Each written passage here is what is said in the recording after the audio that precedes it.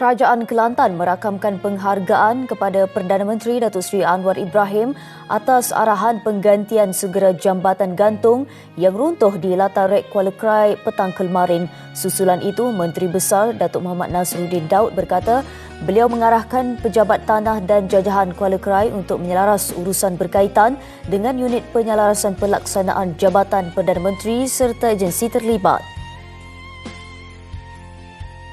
Dalam satu kenyataan, katanya arahan itu bagi memastikan kerja penggantian jambatan dapat disegerakan dan dilaksanakan secara teratur.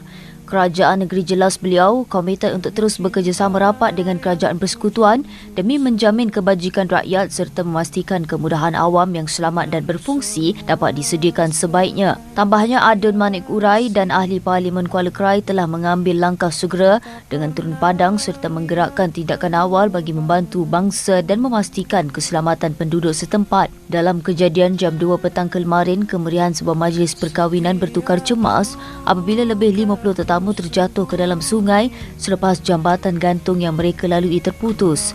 Insiden menyebabkan 5 mangsa termasuk seorang kanak-kanak lelaki cedera. Datuk Muhammad Nasruddin turut mendoakan semua mangsa diberikan kesembuhan serta dipermudahkan segala urusan.